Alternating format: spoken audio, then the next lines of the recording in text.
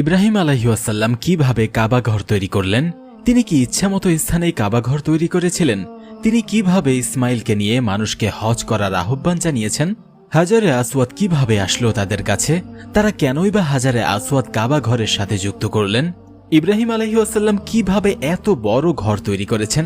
প্রিয় দর্শক, আজ জানবো কাবা ঘর তৈরি নিয়ে অজানা সব তথ্য। চলুন তাহলে শুরু করা যাক।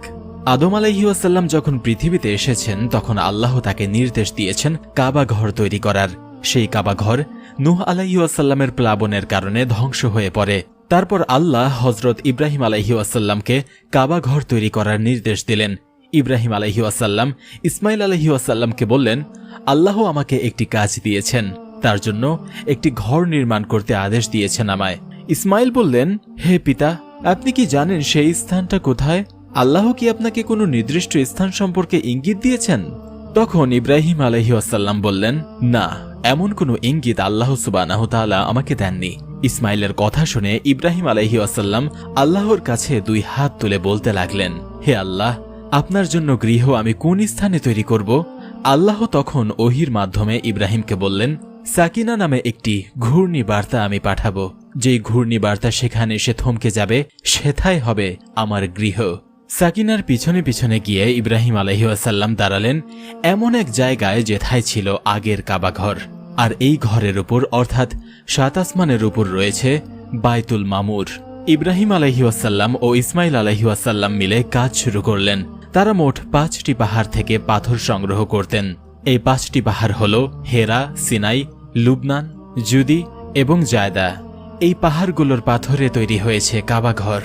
কাবাঘরের ভিত্তি স্থাপন করেছেন হেরা পর্বতের পাথর দিয়ে।